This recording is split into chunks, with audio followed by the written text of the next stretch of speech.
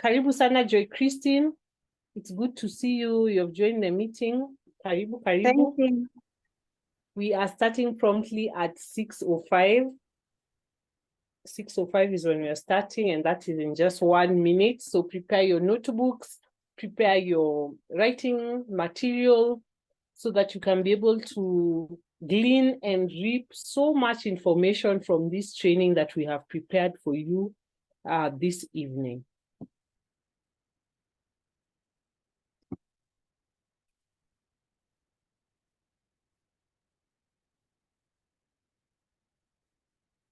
And yes, it is exactly 6:05 and we can begin. As I earlier stated, for those who are joining today, we will be learning all that entails level 1, how to go about the path. Each one of us has a path that is selected, and in each path there is level 1, level 2, level 3, level 4, and level 5. So today we are going to begin dealing with level 1 because this is where most of you are. Those who have joined the group today are actually all in level 1. I had sent individual messages to you, and our facilitators this evening are going to be Anthony Kinja and Fidel Owiti. They have given their time to teach you all that entails in level 1. And even as we go through this meeting today, I pray that you write down your questions, and that even after every presentation or facilitator, you can ask your questions so that we can grow together. I want to welcome Kinja at this particular moment to start us off. Kinja, if you can be able to put on your device, camera, and greet those who have created the time, will really appreciate. Kinja?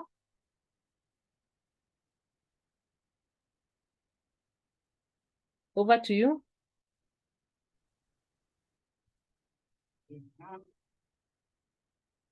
Yes, good evening, fellow Toastmasters. Allow me to somehow park somewhere so that we can converse. My apologies that I'm late in terms of settling down, but allow me to park somewhere and concentrate. Can I allow Nani to begin, Fidel? I've already started. It's Okay. only that my movement, maybe my focus, maybe right now is a bit divided, but I'll be there shortly. So good evening once again, Toastmasters from Kwanza nights. It's amazing to have you. And above all, being in Kwanza and choosing to be in Toastmasters. As popularly told and guided, is that Toastmasters is a platform where we refine our communication and leadership skills.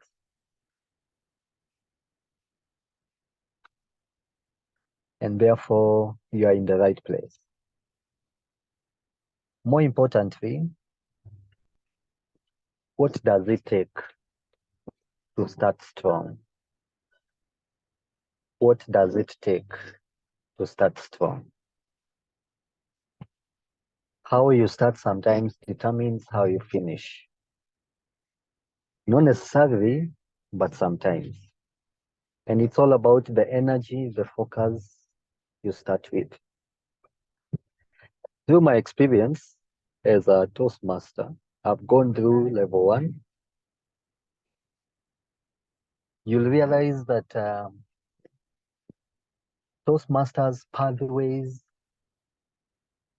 and the education program is very user-friendly, very user-friendly. I don't know how many of us have gone through Toastmasters learning material. Just the basic ones. How many have logged in Toastmasters? How many have logged in the website? By a show of hands. The new members, by a show of hands, how many have logged in the Toastmasters website? See, Joy Christine has logged in onto the I have. pathway program. Christine. I can't find my hand.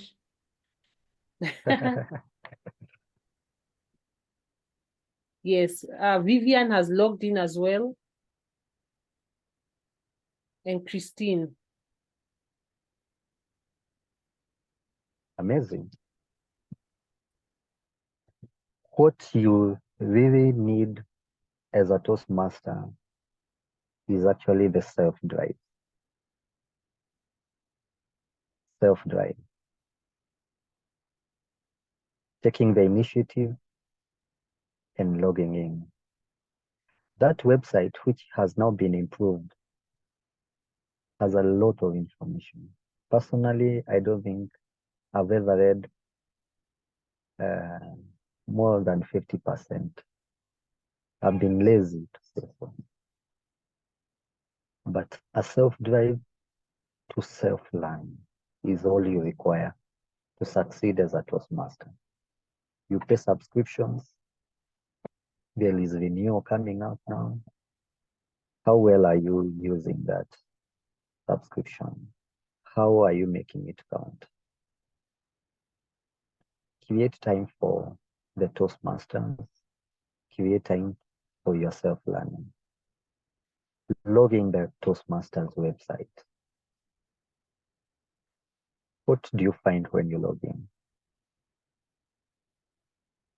For those who have logged in, what welcome you the moment you log in?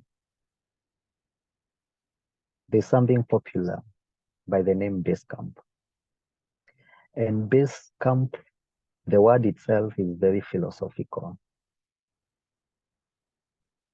When you are summiting or climbing a mountain, there is always the place at the bottom where you get ready, you organize your kit, your dressing, attires, food, and everything. Sometimes we even camp there, ready to go to the summit. And that's the same case with Toastmasters. Base camp is a place where you start the journey at the bottom of the mountain. There is some improvements being made in the Toastmasters education program. We had 11 pathways. You know them, maybe. But they are going to be reduced. Compressed to how many, Madam VP? Are they 5 or 4 or 6? I think they're being compressed to 5, but I can confirm. Yeah, 5. So all you require as a Toastmaster is login, self-learn. Self-learn by, first of all, understanding what is a pathway. And a pathway, to me, in a layman understanding, it is a compressed set of knowledge and skills directed you towards attaining a certain skill in leadership and communication skills. For instance, presentation mastery is very popular to many Toastmasters. Dynamic leadership, the same. You have to understand all those pathways. Understand what can easily fit you. And to a great extent, TMI or Toastmasters has had assessment skills prior to choosing a path so that you can be fully guided. And this takes care of your preferences, your goals, your aspirations, and it can take you to a certain pathway. The moment you have that pathway on board and you choose, for instance, let's assume we choose presentation mastery, which is what I chose first in my first path. And that presentation mastery has now the initial program, and it will take you through. I asked who has logged in so that I don't have a problem talking about some levels, and which is very strange to some of you. So if you're on a laptop or your computer, log into your pads, log in, and you'll see that the most initial part of the project, it welcomes you, and you'll see the programs that are available. You see level 1 of your curriculum, that is presentation mastery. And you can always even scroll through what is expected of you, not just in level 1, but also in all the other levels. You would realize that as you go through the journey of Toastmasters, some of the things, for instance, roles or projects you could be undertaking, could be part of a level. For instance, evaluation, which is done quite a number by most people, it is actually a requirement in one of the levels, maybe level 3, level 4, somewhere. You can take a leadership role as young as even before you proceed with your level. And that leadership role can be a project in one of the levels. So I would advise you that you scroll or snapshot through all the levels, see what is required, so that it can trigger the power of your subconscious mind, that whenever you come across such a project, you'll be like, oh yeah, it is a requirement in level. And you may realize that you are even tackling a certain project in a level beyond level 1. So what is at the base camp? What is at the bottom line of level 1? Cutting across the board, you have the icebreaker as the first project. And the notes and the learning is very comprehensive. Very comprehensive in this sense that Toastmasters take you word by word, step by step, defining what is an icebreaker, what is expected of you. There is even a project checklist that by the time you finish this project, this is what you should have handled, all gone through. So, ladies and gentlemen, an icebreaker is a way of introducing yourself or your life Toastmaster.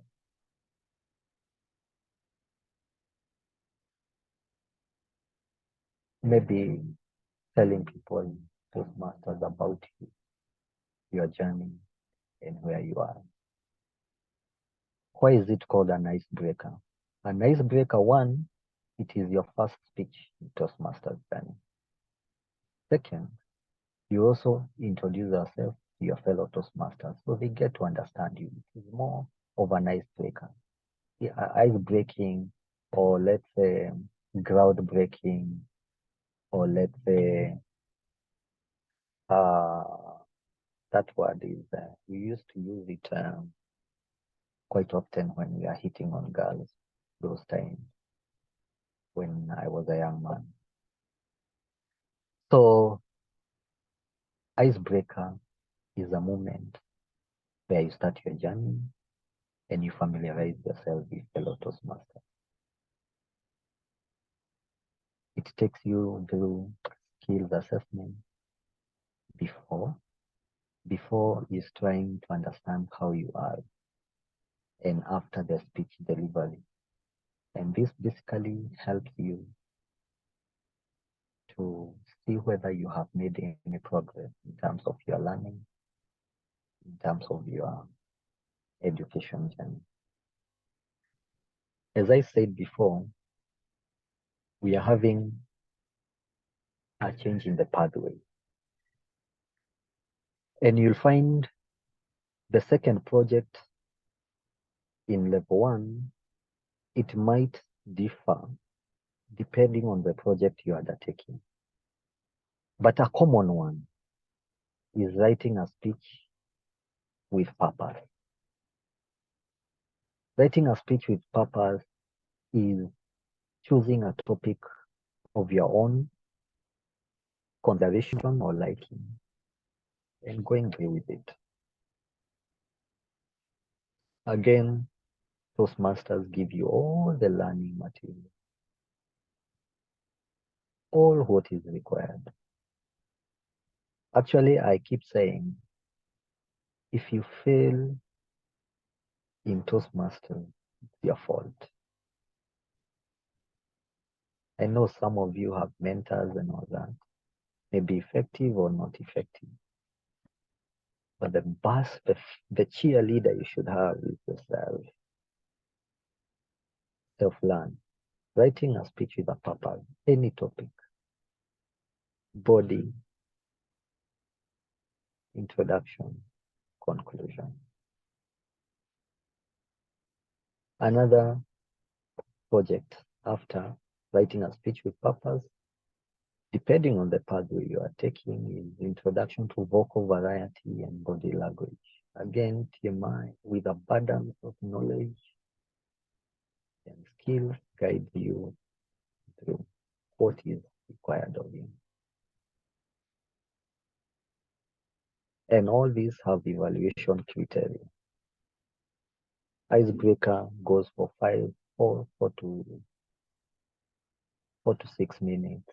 These are the speeches, 5 to 7 minutes. There is the evaluation criteria of what is required of you. The final project in a normal pathway is evaluation and feedback. Evaluation and feedback entails delivering a speech.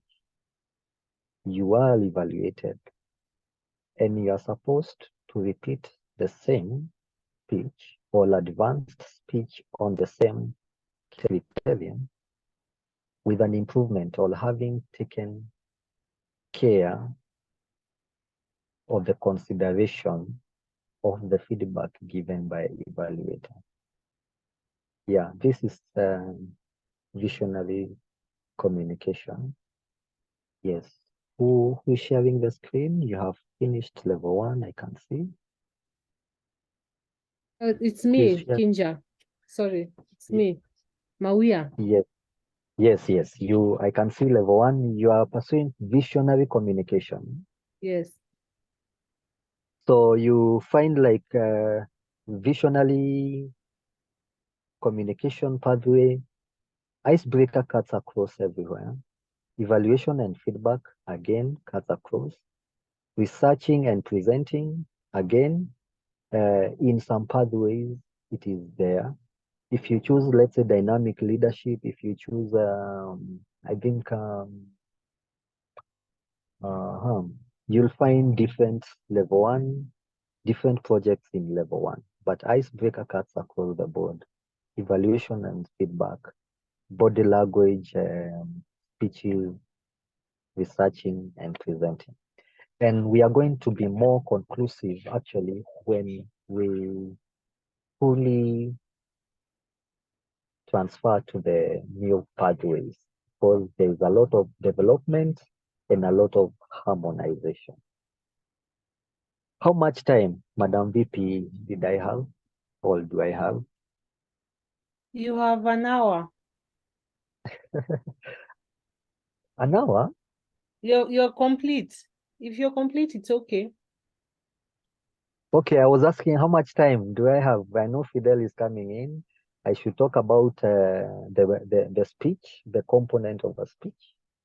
And somehow I just want to be sure that I'm not boring you or taking so much time of your time. Because Maybe you I'm can give room to the audience to ask questions. Okay. That's fine. So you've not yet answered me about what the 1 hour. Was it a serious comment or it's a joke? It was serious between. Okay. Okay. So before we proceed to the other item, I would like to touch on is what has been a challenge to any one of you trying to kickstart your Toastmasters journey as far as level 1 is concerned?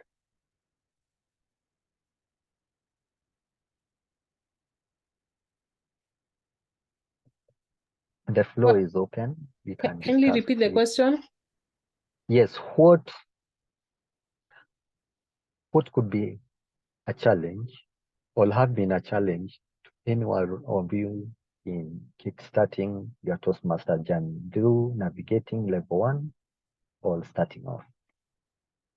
Vivian has a hand up. Vivian? Yes, Vivian, proceed. Hi, I'm Anthony Pinter. I hope I'm audible. Yes, I can hear you. I'm on the move, but It's I'm okay. listening in. Yeah, I just wanted to thank you and Maria, first of all, for this session. Fidel, too. I just wanted to say my biggest challenge was just starting. You know, the getting out of the status, like just starting. Because you keep on saying, feeling like you're not good enough to make that first speech or even the icebreaker. Had it not been Maria pushing, I would still be just doing the simple roles. So I'd say it's fear or lack of courage. And then after the icebreaker, it's just there's something you said where you have to prioritize time for the Toastmasters, especially the app, which has a lot of information because it's all about self-learning.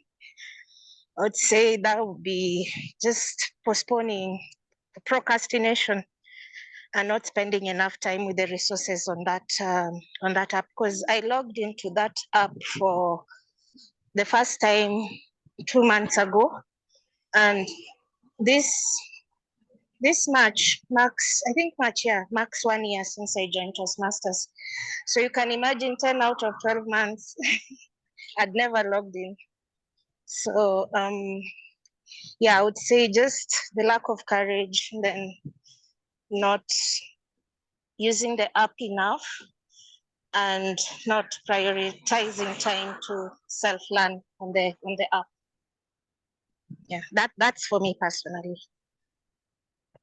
Yes, Vivian, and indeed, you are very forthright with the truth. And you have to build passion for it. You have to give it attention. You have to be very intentional. You have to be very deliberate. In life, not just in Toastmasters, holistically in life, if you really need something so deep or so badly as people would say, you have to go for it. So I can encourage you that fear and anxiety and lack of courage is basically a creation of your mind. There's nothing that will take away your life if you indulge in Toastmasters, or it can only add value to you. So fear is as a result of trying to make your mind comfortable. Why have you not attempted? Oh, I think I'm scared. I don't have the courage. It is just a mere excuse your brain derives as an answer for not starting off. So deep dive to that swimming pool and learn how to swim. Just go for it. Don't waste any more time. That's all I can encourage you. It doesn't matter how many people will tell you about Toastmasters, what is in level 1 and all that. It's just in your mind. Click that button, log in, start learning. As basic as the website of the homepage, when was Toastmasters created, who are the founders, what is Medley, all those things. And somehow it just triggers your mind to start moving forward. So go for it, do it. And you'll not find fear or anything else coming your way. All those are just mere excuses that your brains give, your mind give for not doing it. All the best, Vivian. Any challenge, technical challenge or any challenge we've heard from any one of you logging in, Toastmasters? And newsletters, how many go through the newsletters? They are forwarded, they are sent to our emails. How many go through the newsletters? They come in monthly, sometimes quarterly. How many of us go through those newsletters? How many attend even online meetings in other clubs? As silent as you can be, you log in and follow and listen without even taking the road. Any other challenge, any other issue, any comment before we proceed to the second topic? Yeah, Yeah, hi, if hi. you allow. Yes, proceed. Who am I talking to? Sorry, you'll forgive me. Uh, I'm using my phone and I can see Michael Kenya speaking. yes, that is me. Yes, First, thank proceed. you very much for this presentation, as well as to Kialo for the organizing this. For me, one of the challenges that I've had is about, especially since the changes that happened from the previous system to now pathway, getting the proper guidance, and this is exactly what you're doing, to be able to now get into so that you're not way off from the expectation that have been set. So I think that's one of the reasons that has, caused me to do my icebreaker. The other one has been said by the previous speaker, is on, I think, commitment on my part and a bit of procrastination, saying you'll do it next time. And next time comes, you find yourself either too busy or, things come up. So I think, as you said, it's personal, a lack of commitment or not having that commitment to see through some of the plans that I may have. So I think those are my main challenge, but the guidance was key. And I'm happy that we are having this conversation so that I'm able now to move forward with confidence on what is expected under this pathway. So thank you. Thank you, Michael Kenya, for that input. And indeed, it's all on you. It's all about you. It's all on you. It's all about you. Doesn't matter how many mentors you got. Doesn't matter how many trainings you get. It's all about you. Log in and start doing it. And going forward, I would expect, since this is an icebreaker for us, we're getting to know each other as well. So going forward, I would expect that questions would come in on our level 1 group so that we can handle some of the challenges that are coming along, especially technical challenges, like how do I complete a level? How do I submit to the VP for approval? How do I get these resources? How do I download and all that? And I believe with self-learning, making mistakes here and there, you'll always hack it, whether on the first count, first trial, or second, or even the third. Just keep pushing, keep doing it. There was another speaker. Yeah, hi, Anthony.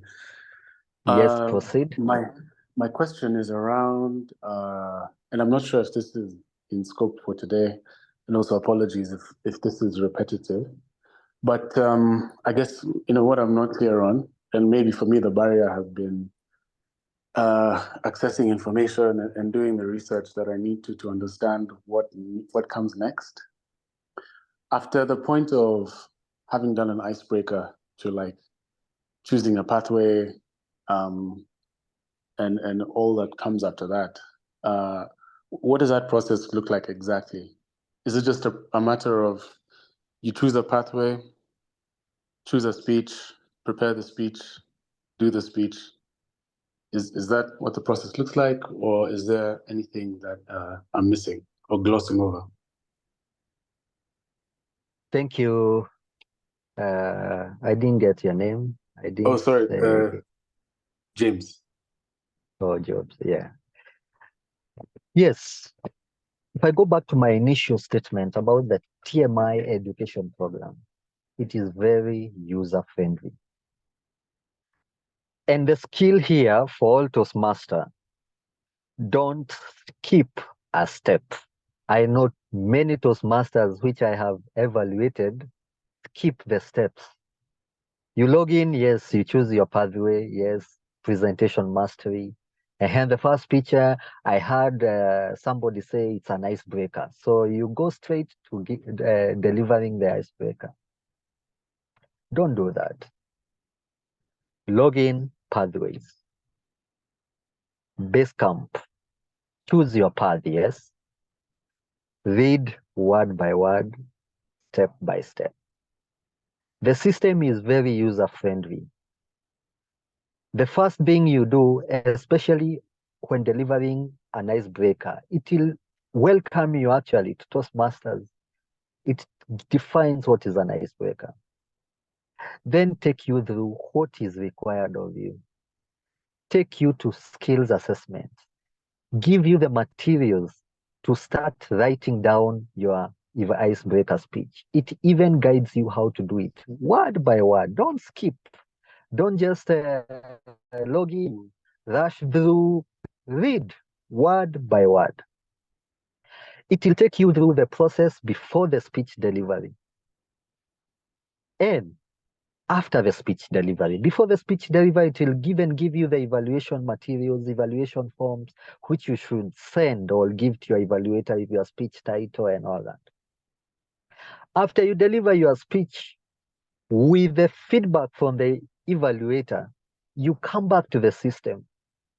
You come back to the website. It will take you through step by step with a question. How was your speech? How do you feel after?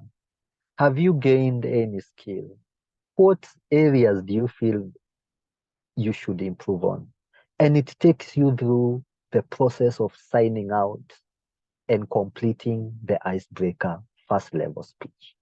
And in the website, I'm sorry, I'm not on my laptop, but you could tell, you can see 100% complete. What is 100% complete? 100% complete is not just speech delivery. That is just a percentage of the project. Speech delivery, going to on the stage and delivering a speech is a very small percentage of 100% complete level. So what is this 100% complete level? Yes, level 1, complete. You see icebreaker. Before it is complete and you're allowed even to launch the second level, the second project, there's a lot of learning that goes on. So my bottom line advice to all of us and to all of you, never skip a word. Read everything, word by word, step by step. And you'll never find any gap. We can only find gaps if we skip any word, any step. Back to you.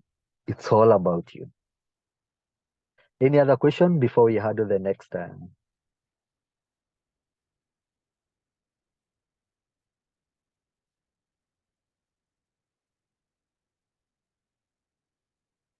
Great. Ladies and gentlemen, the second item I was to handle is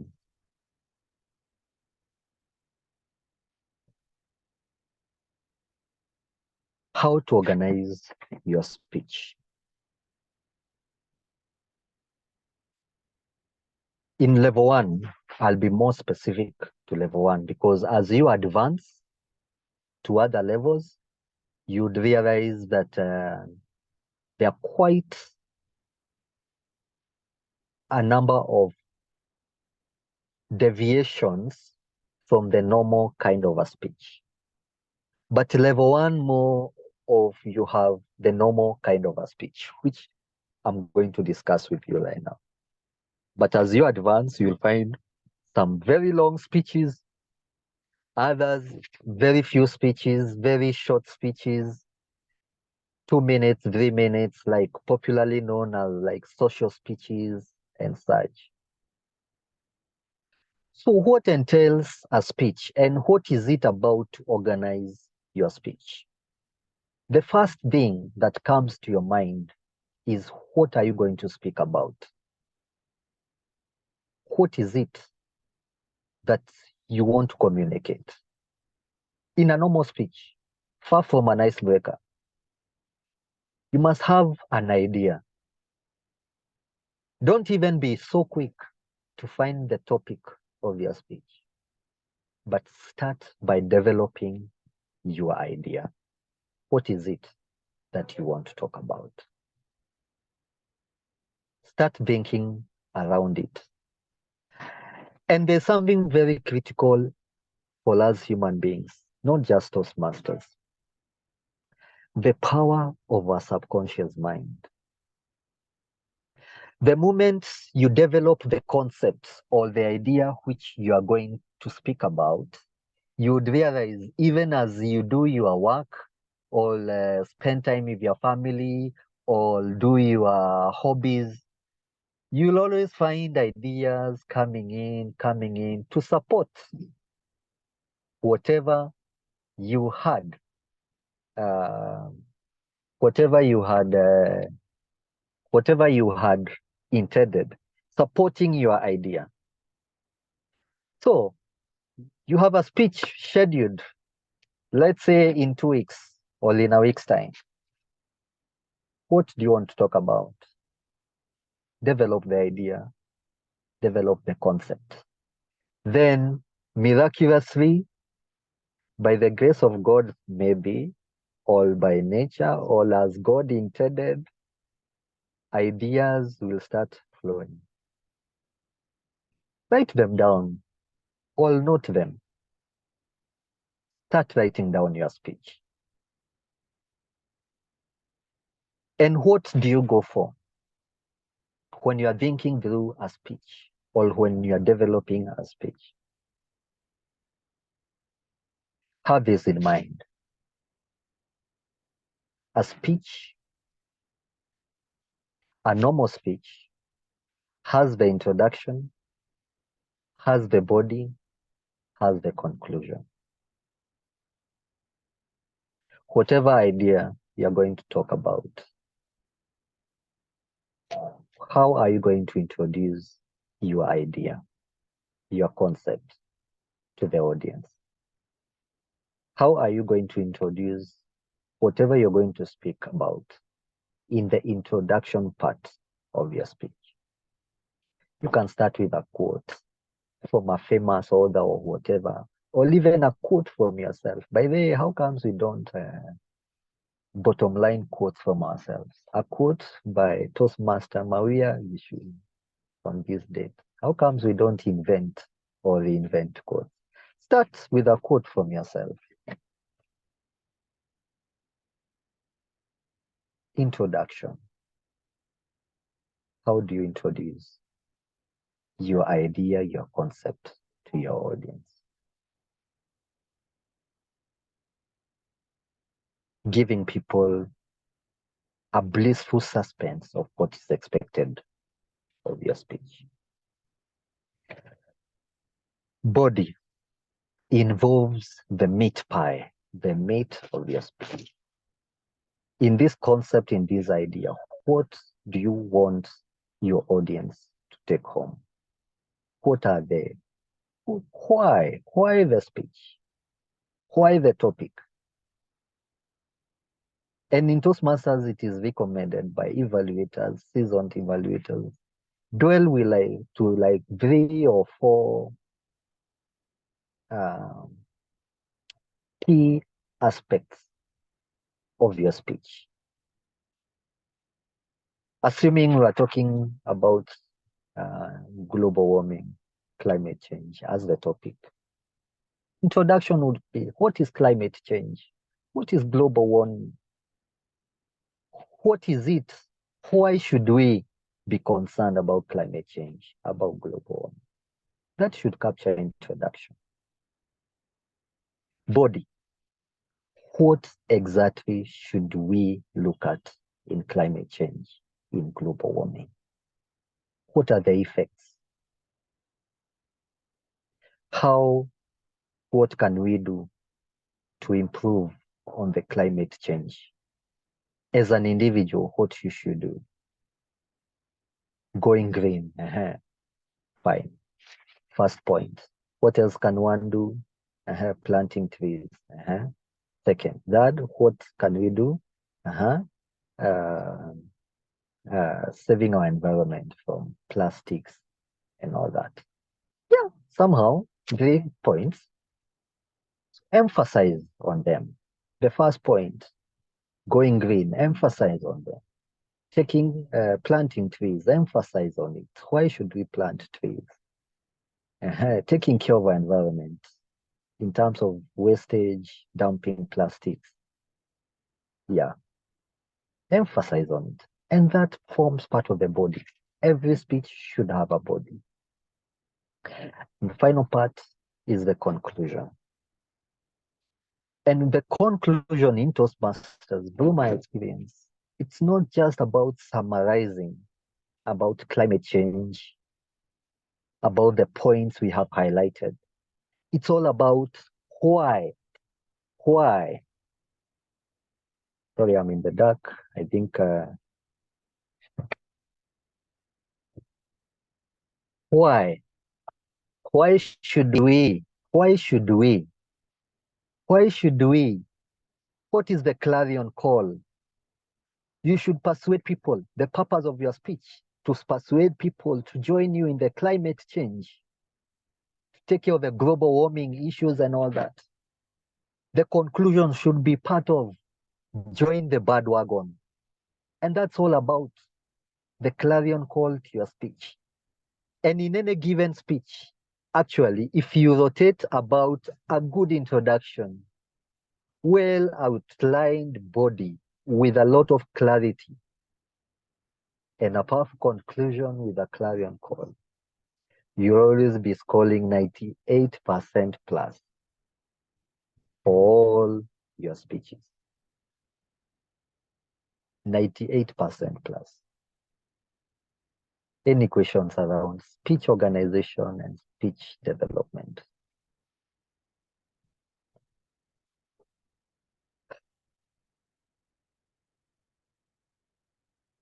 Any question? The floor is open.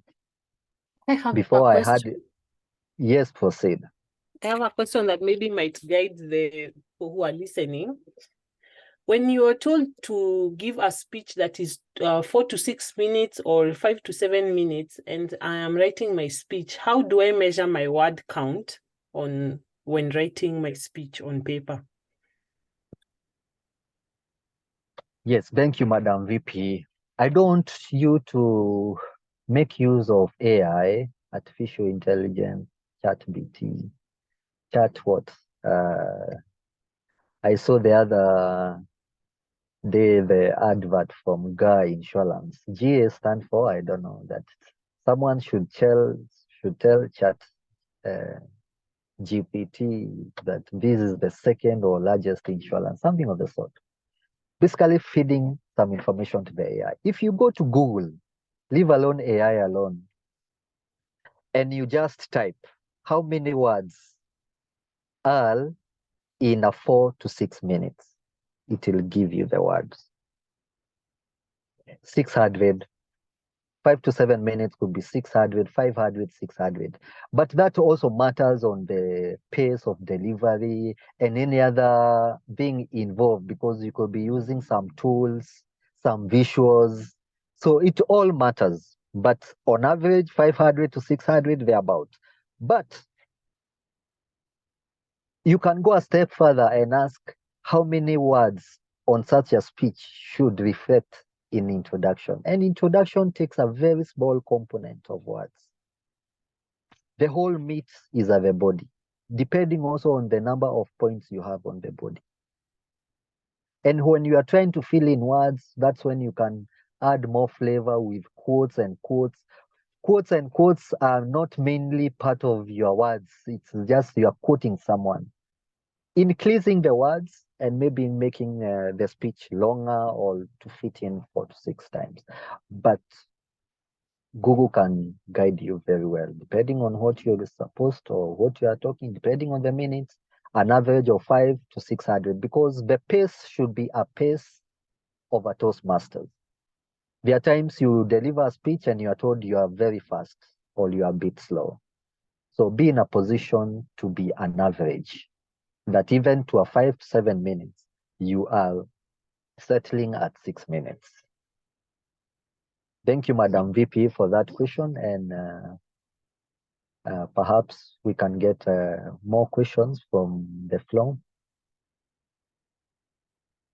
Thank you, Kinja, for such an eye-opening presentation. I Yes, have a question. proceed. Yes. I have not found it, or rather I have missed because I was not reading word for word as you said on the website. However, I have not seen anywhere where we are told about your speech title. How long should it be? Is there a limitation? Is there anything that you look at when you're doing your speech title? Maybe I could have missed it, but I haven't seen it.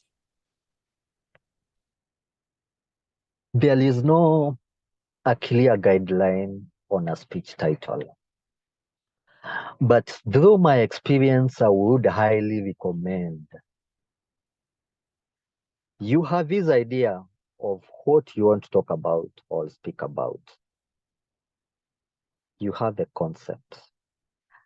You heard me mention that don't be so quick to look for the speech title. Internalize your speech.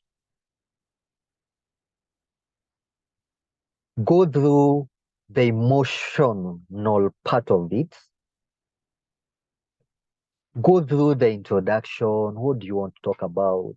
The body and all that.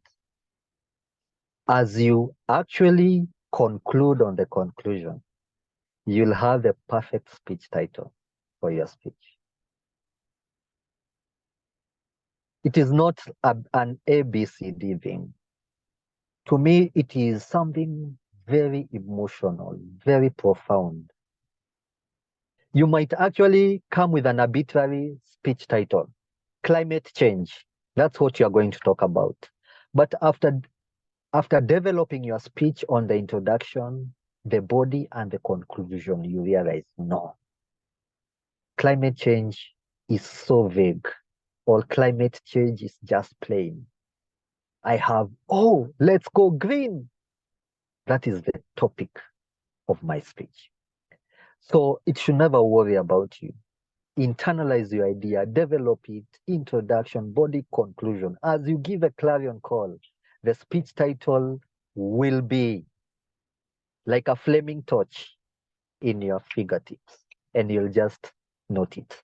I've seen speakers changing the speech titles like 3-4 times. I evaluated a speech, and the first evaluation forms I was sent 2 days before the speech delivery was at this title. Then I was given another one, but the same concept, but added value. And this means that this speaker was developing the speech, was becoming emotionally connected, internalizing with the speech, and the topic kept on changing from good to better, from better to best. And you can always better your best. Any other question?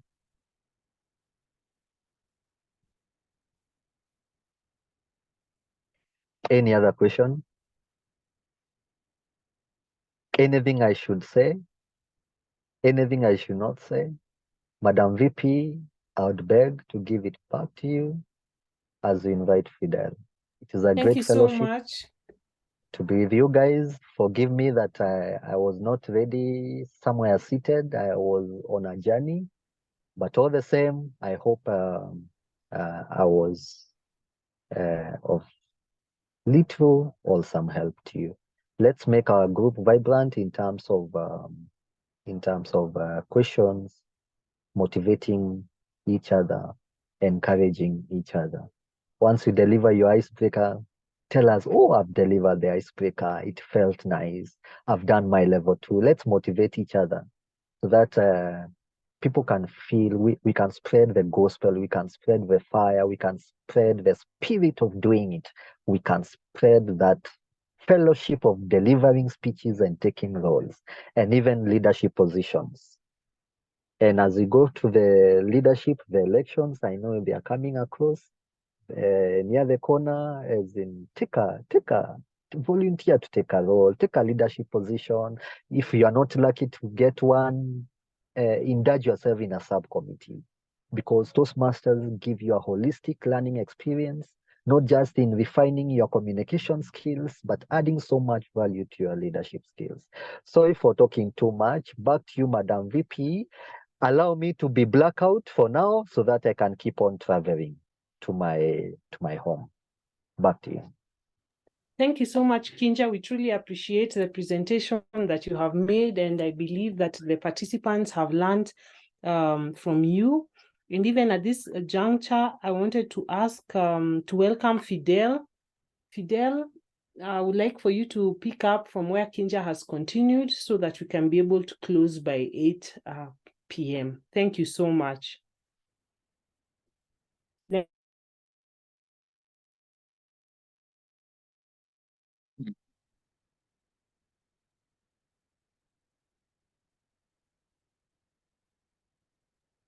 Karibu sana, Fidel. Thank you. Now, did you know that the sun is so big that it is about 1.3 million times the size of the Earth? And did you know that the diameter of the sun, a little bit of mathematics here, but the diameter of the sun is about 1.391 million kilometers. In other words, if we were to fold the Earth, and throw them into the sun, we would throw 1.3 million Earths. Now, you're probably wondering why I'm giving you all these statistics. Based on I've been a Toastmaster for by the end of this month, I'll be a Toastmaster for about 19 months. But what I've realized is that the potential in Toastmasters is so huge that I feel it exceeds the size of the sun.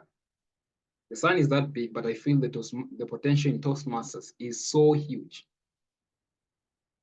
that you can't fully tap this potential. I was just doing that to implement one of the things we were taught by Anthony, that when you're starting a speech, hope you know that you were taught that very well. And I am privileged, honored, and pleasured, I don't know whether that is English, pleasured to share my experience. My presentation is not going to be some hard and fast rules, because those you can learn anyway. You can go and learn how to write a speech, how to structure a speech, how to start a speech, how to time your speech. You can go and learn those anyway, but you'll realize that most of them, there's a theoretical part of them and there's a practical part of them. And in most cases, they don't match. The theory doesn't match the practicality. So for me, I'm going to delve on what I learned, what I did, and what I feel can work for you because it worked for me, or it didn't work for you. And so it is a pitfall that you can avoid. I told you I joined Toastmasters in 2022, October.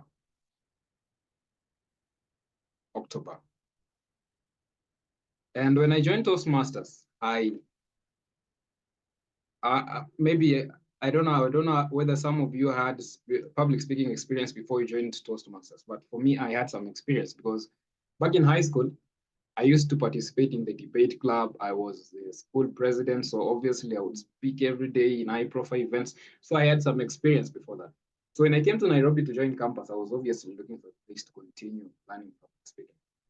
And my major motivation of joining Toastmasters was to compete, to participate in contests, to give speeches and win the best speaker ribbon, and then nothing about leadership.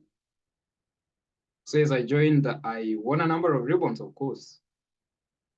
I tried to participate in the contest this year, but I had to drop out at some level. But then I want to share with you the experience I've had in Toastmasters that I feel can benefit your journey and that I feel can shorten by several kilometers your learning curve or your learning journey. So I told you why I joined Toastmasters. And during our orientation, when we were being oriented into Toastmasters,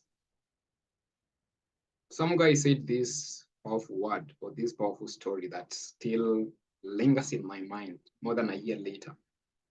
He said these words, that Toastmasters is like a midwife. You know, for women who want babies, or for men who want babies, you know the kind of baby you want. Maybe you say, I want a male child. I want a baby with a dark skin tone. I want a tall baby. I want, you know all the features you want in a baby. And then you conceive, and then now you're delivering your baby. And then you need the help of a midwife to help you deliver this baby. So the role of the midwife is not to deliver. It is the role of the woman who is delivering this baby to deliver. The role of the midwife is to simply motivate and encourage the mother to deliver the baby. And now applying that to Toastmasters, you know why you join Toastmasters, by the way. No one knows that, not your mentor, not the VPE. You know best the reason why you join Toastmasters. But I feel that many people miss the point because you think that Toastmasters is learning by osmosis. That the moment you join Toastmasters, now you're called that, it's a big word, by the way. You're called Toastmaster so-and-so. Automatically, you transform from a poor speaker to a great speaker, from a poor leader to a great leader, which in most cases doesn't happen. And so what happened is that most people are discouraged, they drop out, or they become passive members of Toastmasters.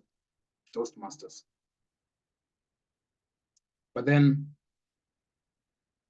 going back to that story, Toastmasters is not going to come up with your expectations or your goals in Toastmasters. It's not going to do that. The role of Toastmasters is to give you that conducive environment where you can learn, you can meet people who have gone ahead of you. You can meet vast resources that you can't get anywhere. You can meet mentors who mentor you pro bono for free without you having to pay. Once you've paid your subscription fee, you're mentored for free. And that is what makes Toastmasters stand out. And so I want that to come clear, that Toastmasters is not going to help you deliver your baby. It is going to motivate you to stand on the strands to cheer you and spectate you to help you achieve your goals. But it is you to remove your clothes or roll up your sleeves, get into your costumes or play clothes, get into the field and play. And so that I wanted that to come clear, that Toastmasters is not learning by osmosis. It is learning by getting involved. And another thing that I've learned about Toastmasters that is not in any other place, I use these powerful words, that Toastmasters provide, number one, risk-free. Number two, safe. Number three, I said that risk-free, safe. And then now the learning about Toastmasters, how you learn in Toastmasters now, it is experiential learning. You learn by experience. In other words, if you do nothing in Toastmasters, you'll never learn by experience. Number two about this is good and also bad, is that it is self-paced learning. Good in the sense that you can go as fast as you want. And bad in the sense that you can misuse this and not move any step at all. So those four words, safe, risk-free, and then these are the side. Experiential learning, we learn by doing. Number two, we say that it is self-paced. And Toastmasters, as I said before, is so much full of potential that you fully can't explore. So I just want to touch on a few things in the next few minutes. I just want to touch on a few things, again, based on my experience, and then touch on a few things, a few questions that I had you guys shot when Anthony was presenting, and then open the room for questions from you.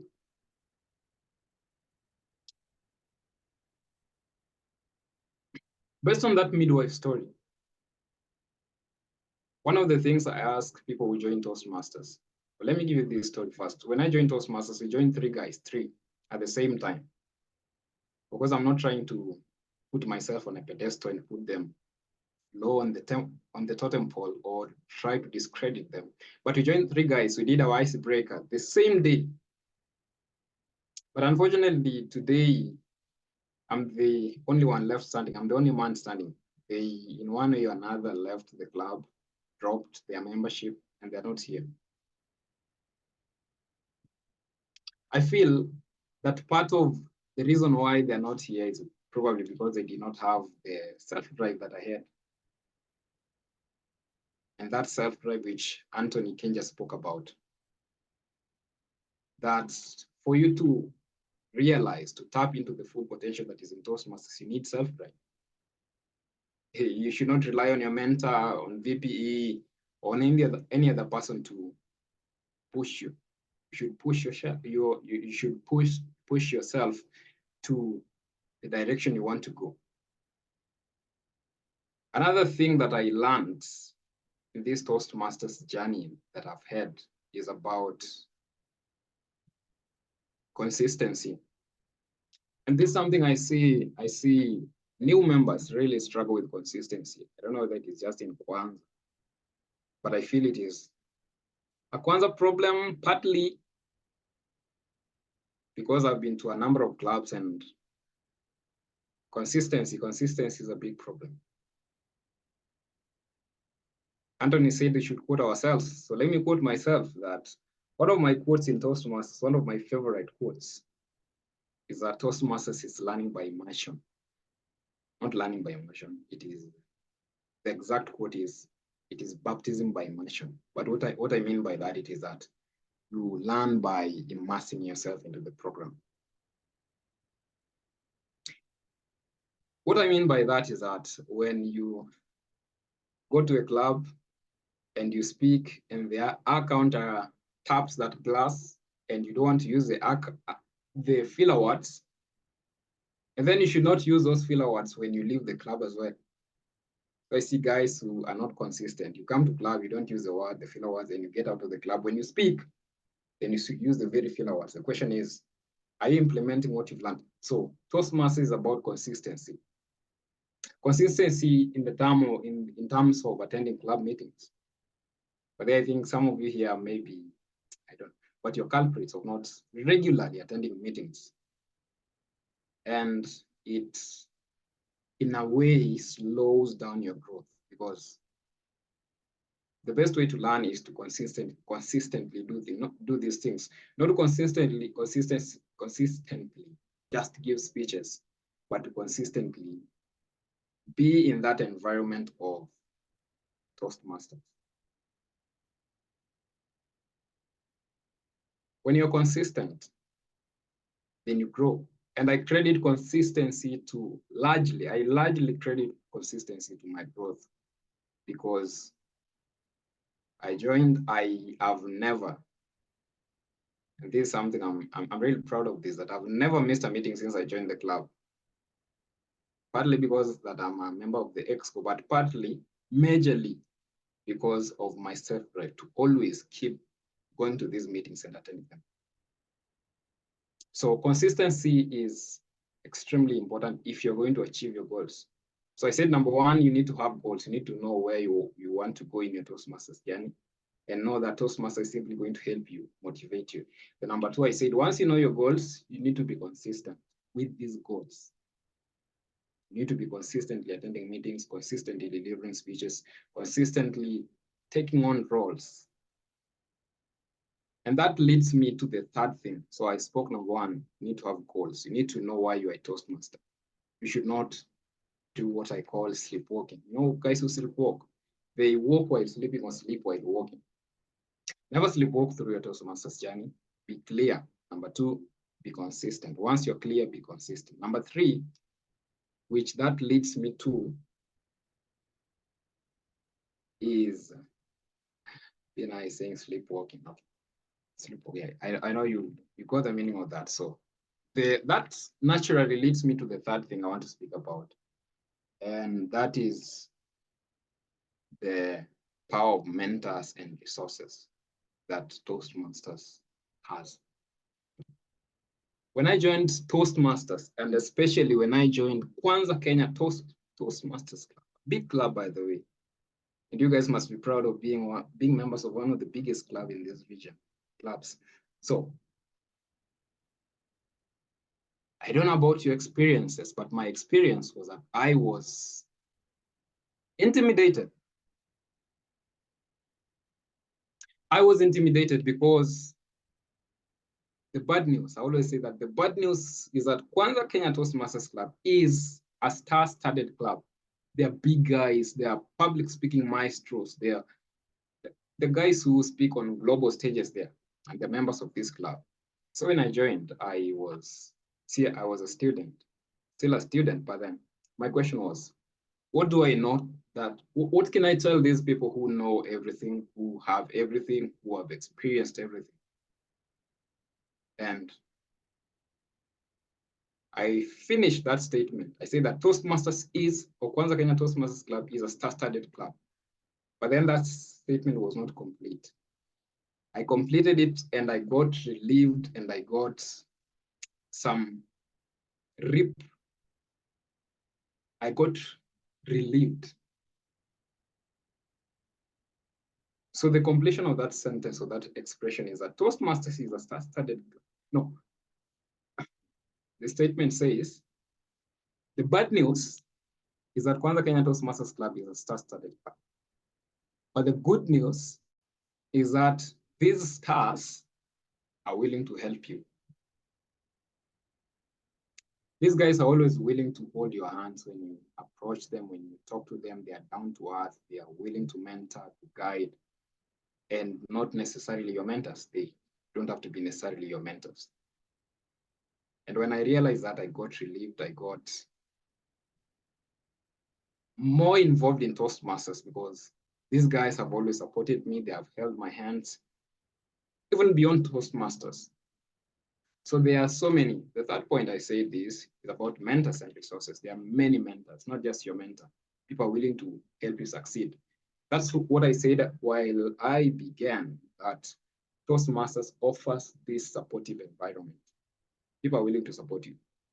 People are willing to help you stand when you fall, right? And you won't get that elsewhere. People will laugh at you elsewhere. But here, people are willing to support you, to clap for you for no reason.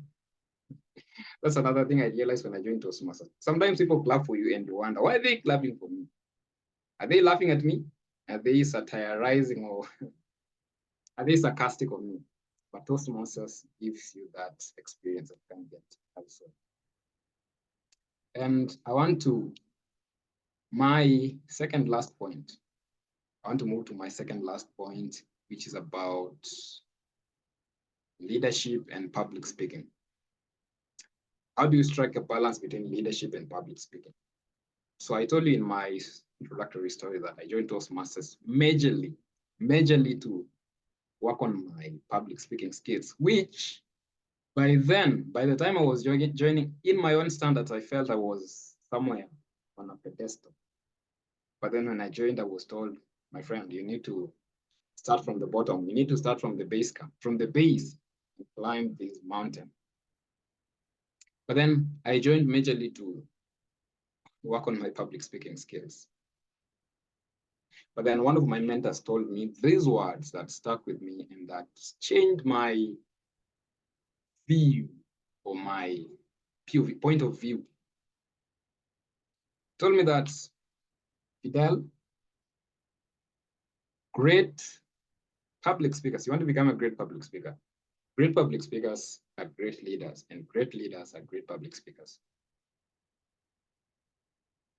And meaning these are two inseparably intertwined. They're inseparably intertwined things. In other words, you can't achieve one without doing the other. If you're a leader, you can't be a great leader if you don't know how to communicate your vision. And you can't communicate that vision. People can't follow you if you're not a leader.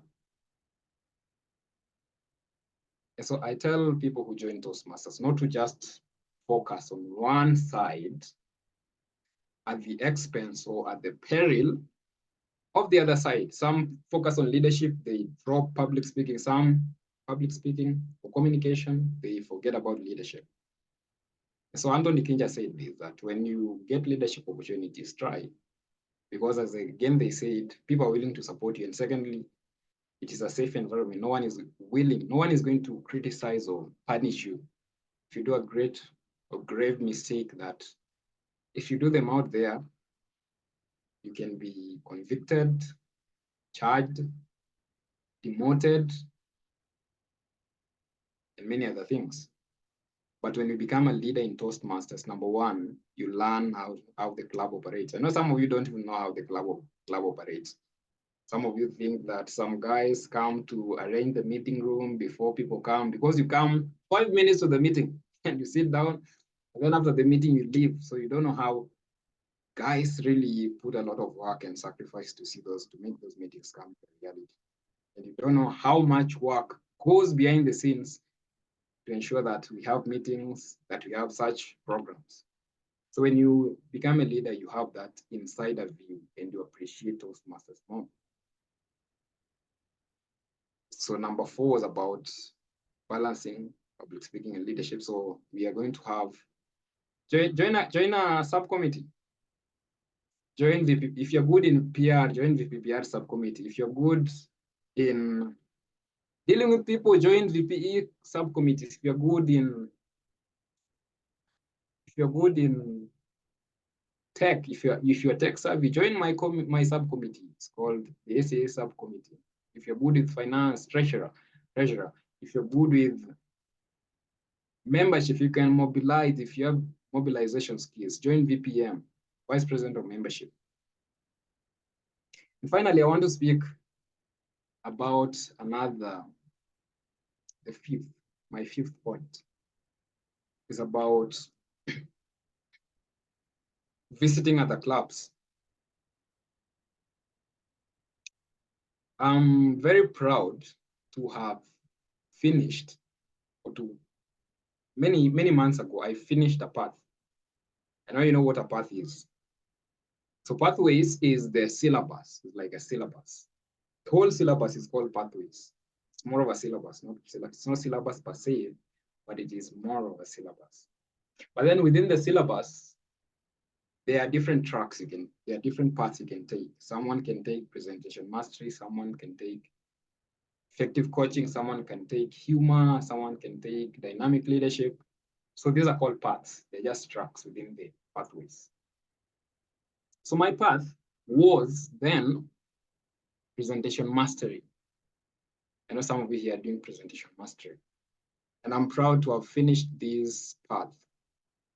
When I did the number of speeches, when I added the number of speeches, there were about 25.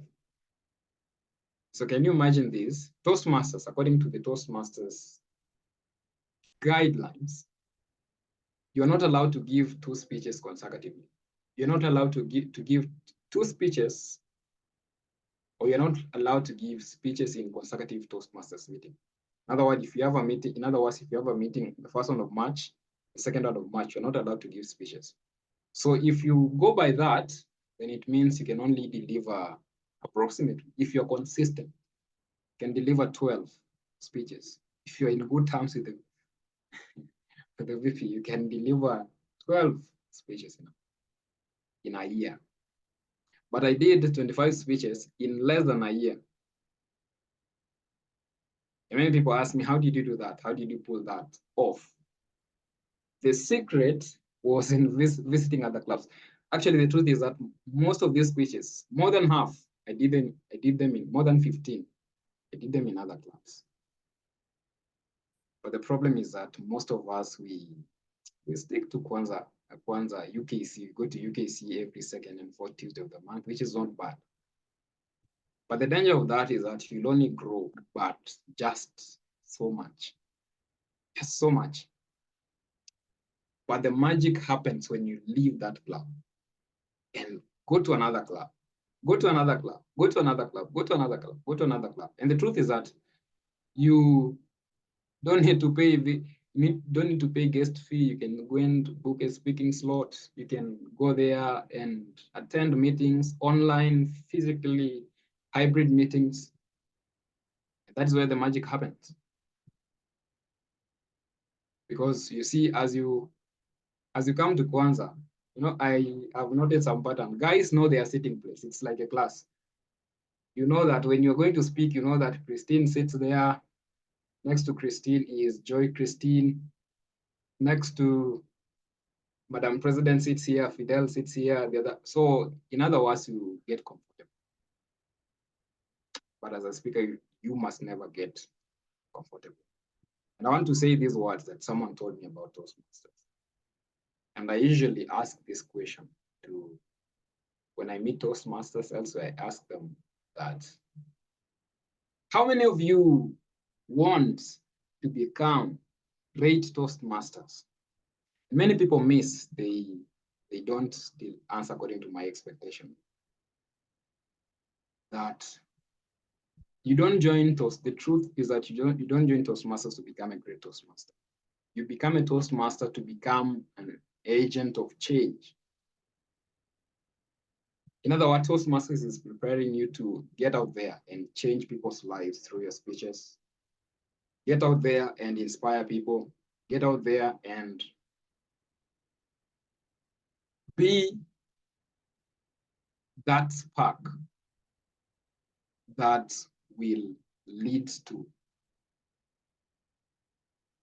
change in the world. So you don't become a Toastmaster to become a great Toastmaster. You don't become a Toastmaster to learn how to be a great timer, to be a great evaluator, or to be a great speaker. Because the truth is, you can be a great speaker within the Toastmasters cycles, but when you get out there and face the reality, you may as well realize that you're not a great speaker. So the truth, or the point, my point is that, my bottom line is that, come to the club with the aim of getting out of the club. With the aim of, one of the ways of getting out of the club is the one I said, visiting other clubs. Number two is seeking other public speaking slots or roles or opportunities out of Toastmasters. That is when you grow. So I spoke of 5 things. I quickly want to summarize them. I said, number one, do you have your goals? That is the first thing. Do you have your goals? Number two, I said, once you have your goals, how consistent you are, because it doesn't matter how grand your goals are. Unless you're consistent, you'll only move or achieve so much. Number three, I said, make use of mentors, make use of resources that are in Toastmasters. Number four, say Toastmasters. We say that Toastmasters is about leadership and public speaking. To achieve the most out of it, you must balance the two. Finally, we say that you must visit other clubs, get out of the comfort zone, and this comfort zone might be your club. And as I bring this to a close and open the field for questions, I want to wrap all those points in one word. I want to wrap them in one word. And the one word that I want to use is excellence. Excellence. Which is, by the way, one of the core values of Toastmasters. And I learned early enough in Toastmasters that unless you're willing to be excellent in everything you do, you will only achieve so much. So what does it mean? This means if you're given a role as a table topics master, timer, prepare for it as you would a speech. If you're given a role as a grammarian, do it as you would a speech. Because I see guys who, they deliver speech with so much passion, so much energy, so much enthusiasm, but when they come to roles, now they give us another version of themselves. That still takes us back to consistency. How consistent are you? Because if you tell me you give a speech in a different way and you do roles in a different way, you don't prepare for roles in advance, then you're lying to me. Excellence, excellence, and excellence. Let me say these words as I bring this to a conclusion. Someone said these powerful words. That passion is a spark of innovation, the catalyst for progress, and the engine for growth. How passionate are you?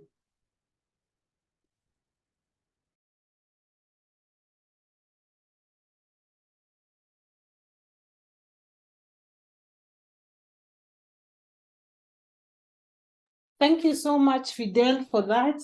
I wanted to now, we can open up the floor for questions. Who has a question for Fidel?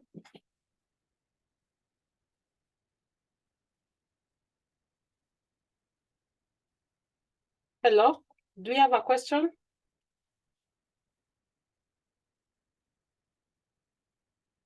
Vivian, your hand is raised. You can continue, proceed. Can you hear me? Yes, we can. First of all, thank you so much for the speech and also for the inspiration. Some of us have watched your journey, and it's nothing short of inspiring. Challenge accepted. My question is, how do you get to learn about other other programs for other clubs within Toastmasters? I think I've only seen, for example, when the Swahili one, I don't know if it's called Fasaha or when it's shared, the link for the meetings, but then for any other Toastmasters clubs other than Kwanza Kenya, I'm yet to know how to plug into that. Just even if to just listen in, not necessarily participate as taking any role or doing a speech, just to listen in. Thank you. Thank you, Vivian, for that question. And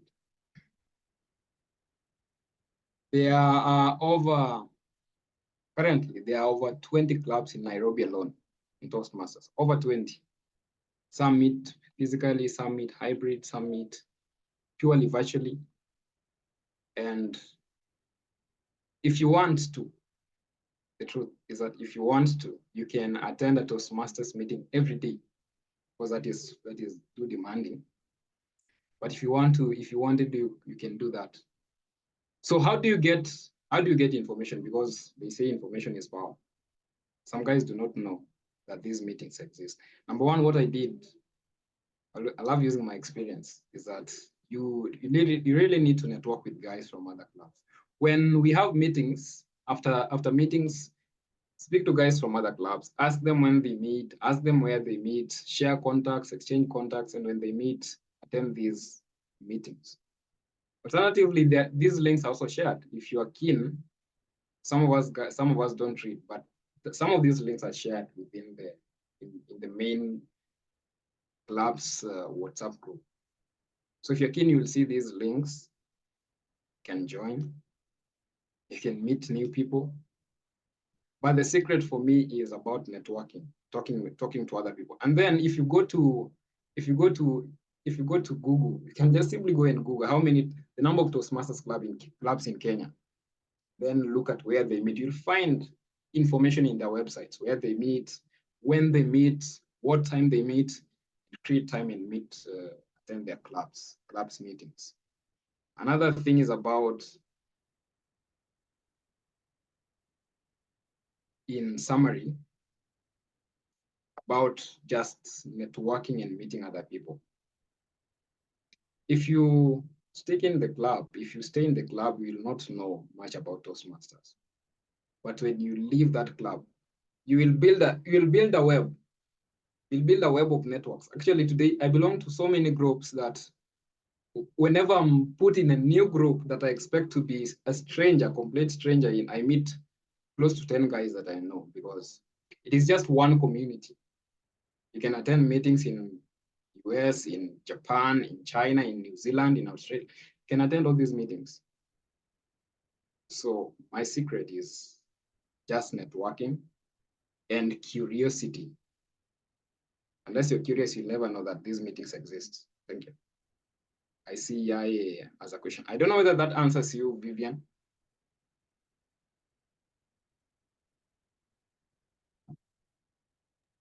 Yes, it does. Thank you. Yes, Ibrahim. Yes, Fidel, how are you? Do you hear me? Yes, yes. Yes. So thank you very much. I want to appreciate you and Anthony for the good presentations and also sharing with your experiences, which I really enjoyed listening and I took note of it. And I have a question because one relating to and for example, I joined the Toastmasters and I participated several meetings. And but I want to know up until now I have not learned enough. Still, every day I want to learn new skills about how Toastmasters is presenting to me, and I really appreciate. The question I have is, for instance, I joined the Toastmasters. I took like the public speaking path. I want to build my skills on public speaking, but particularly the presentation. And so, what is the benchmark for I maybe to finish from one level to another? Is there like some steps I have to take so that I finish, for example, level 1, then move to level 2? So I want to know more about it. Thank you. Thank you, Ibrahim, for that question. I forgot to say this, that I think Anthony said it, that one of the shocking statistics in Toastmasters is that most people join and then they spend 6 months without doing their icebreaker speeches. And then they spend another 1 year to finish just one level. If you're keen enough, you notice that level 1 for most parts has about 5 speeches. 5 speeches, yes. There's the icebreaker, there's the, it is called writing a speech with purpose, the second speech. Number 3 is about understanding body language and vocal variety. And number 4 is about evaluation. So 5. If you viewed that a path, your path, level 1, level 2, level 3, level 4, level 5, you'll notice that level 1 is the most bulky because it has more projects. They are more demanding because you're just new into Toastmasters, you just joined Toastmasters. And my secret is this: always strive. I know some of you here, you can't rewind the clock, but strive to do your icebreaker within the first 1 month of your existence, of your Toastmasters journey. And then strive to finish your first level within the first 6 months of your Toastmasters journey. Now, you may ask, how do you do that? Because number 1, the club is competitive. There are many people willing to give their speeches. Number 2, maybe you have other engagements elsewhere.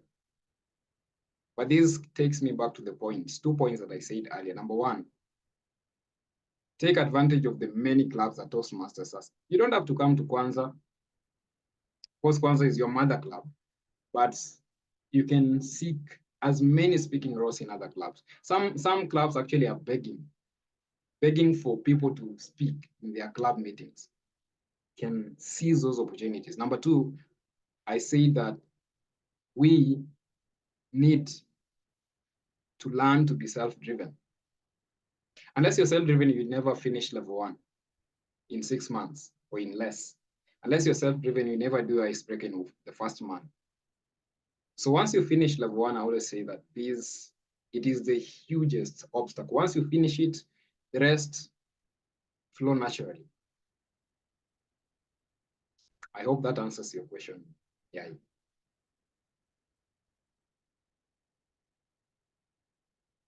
Yes, Fidel. Yeah, thanks.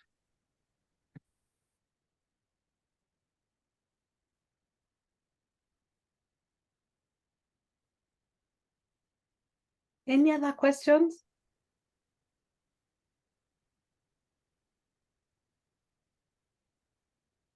Thank you, Fidel. I believe no one else is asking a question. Maybe you can conclude for us the meeting. And we really, really appreciate what you and Kinja have done. And we do not take it for granted that you have spared your time to come and share with us your experience and to train us on how we can become more impactful on level 1. Joy Christine has a question, maybe before you close. Christine, the floor is yours. Sorry, Maria, I didn't have a question. I've seen that you said you guys closed the meeting. I just wanted to thank you guys. It's a vote of thanks more than a question. Yeah, we are grateful for organizing this, it's been a great learning experience. And I think I can identify the areas that are challenging to me.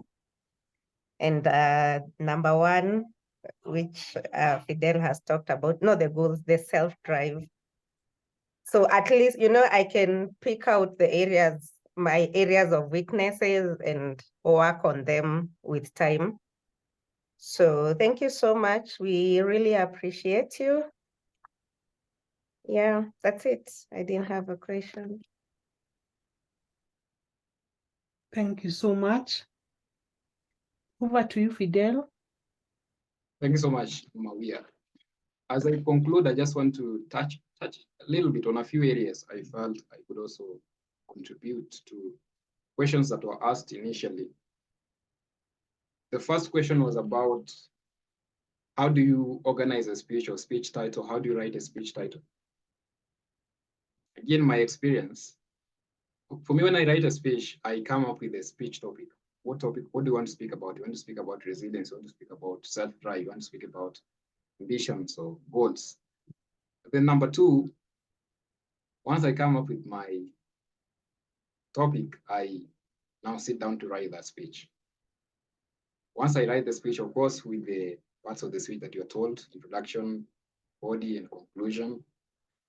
And then from there, you can come up with the other elements of this story. Now the meat of this. That is, the skeleton is the introduction, body, conclusion. Now the meat of this, maybe you can come up with stories, you can come up with statistics, you can come up with humor, you can employ in this story. But the main reason for sharing this is not for me to teach you how to write a speech, because the main reason I'm sharing that is for you to learn what is called the power of writing a speech. Many people ask, why do you have to write speeches? Why are you told to write a speech? Number one, when you write a speech, you develop a course for your speech so that you don't ramble.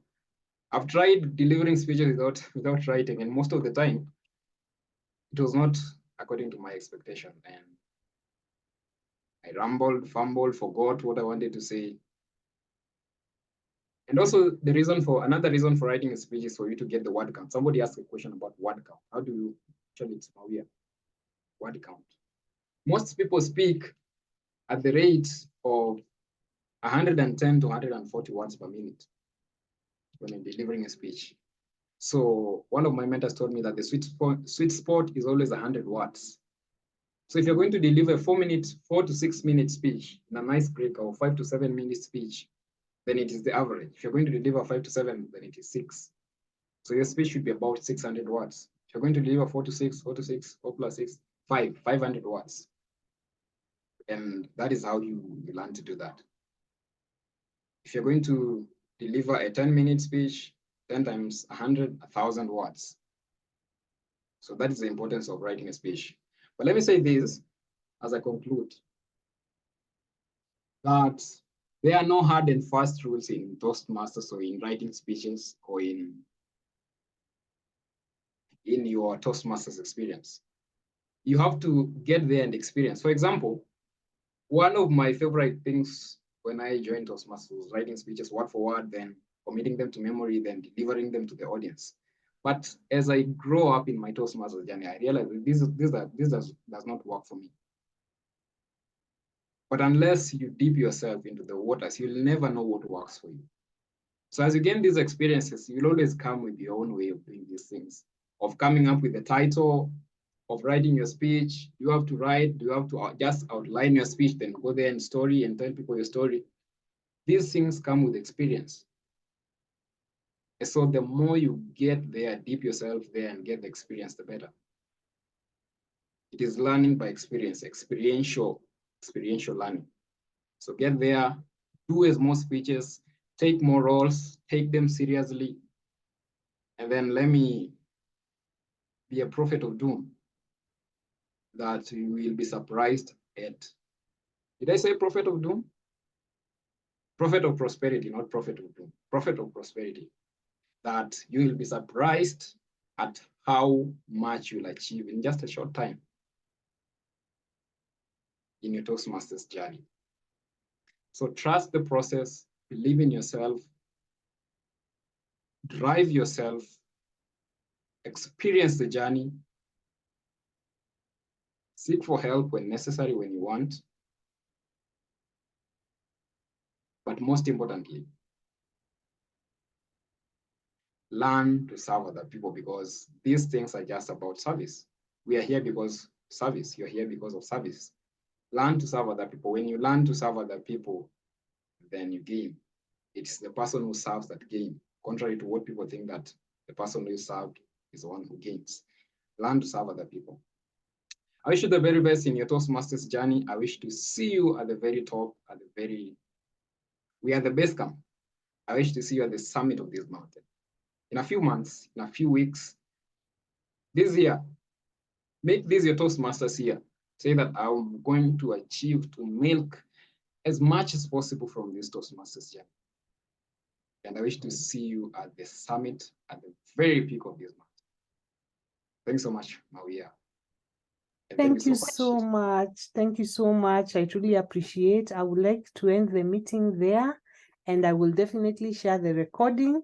And please, please, please, as we were encouraged by both, when you complete a speech level in level 1, please post on the group. Please ask a question so that we can motivate each other to keep on growing. A lovely evening, and thank you once again for joining the meeting. And Fidel and Anthony, we truly, truly appreciate you. Good night. Thank you, everyone. Good night. Thank you.